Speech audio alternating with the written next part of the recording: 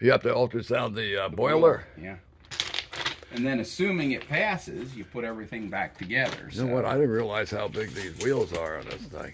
That's got some pretty humongous for the size of it. And this isn't even a big engine. No. I think they're, I don't know what they are, but they're as tall as me. I was going to say, I think they're close to 6 feet in diameter. Not quite 6 feet, but close. They're pretty high, too. Oh, this engine was built for speed. I believe that. Once it got going, that thing would probably have a pretty good top speed because of... I don't know what its top speed is, but I'm sure it's at least 70. I wouldn't doubt that with those wheels. Oh, that's awesome. This, like the sisters, were all Canadian national. Oh, that's got a step-top whistle on it, I see. We've had many different whistles on it over the years. Those are loud. Some of the different people here have brought their own whistles and put on to use from time to time. So when you look at the old videos of this running, it seems like it has a different whistle on it almost every time. What year was it built? You know? I think it was 1909. 1909, okay. So yeah, it is well over 100 years old. Very cool.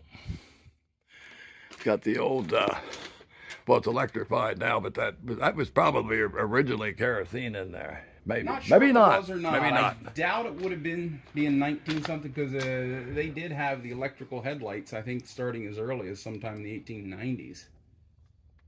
But yes, there were certainly kerosene headlights back in the day. Here's a little view of the inside of that. Oh man, that's got like a. This one, I believe, is also a Philadelphia car. Don't hold me to that, but I think this one came off the Red Arrow lines down in Philadelphia, I believe. Okay.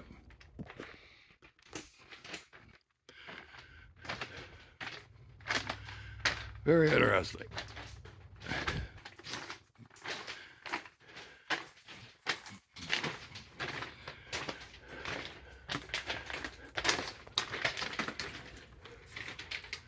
A little bit of the cab there.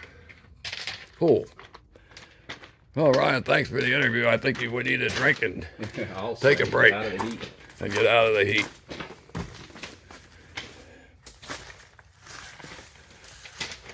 Got the name right on it there. Yep. The old M&H. If I remember right, this railroad started in 1889, I think. The original railroad, yep. And then it went into Reading ownership.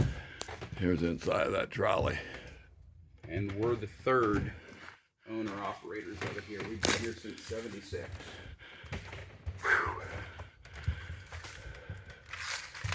All right, here's something interesting you might not know about that you'll see on these older locomotives. Right here on the corner. See this? Yes. You look at the steam locomotive, you can't see them on there. But do you know what that is? That's called a polling pocket. Back in the day, what they did was they had these wooden poles that were about 10 feet long, and they had metal caps on them. Matter of fact, at one time there was one hanging on the side of 91's tender. But what it allowed you to do was move a car on a different track. So say there was a car over here on this track, and you had to move it to respot it for unloading, but you didn't want to take the time to come over to this track, you could put the wooden pole between the locomotive and the car and push the car on the next track over. I think this thing is older than what's outside. This looks old to me. It is. Yeah, that would be... And this is the power for the trolley. Generator car. The generator car for that old trolley. Yep. Okay. And that's an old maintenance away buggy. It is, yeah.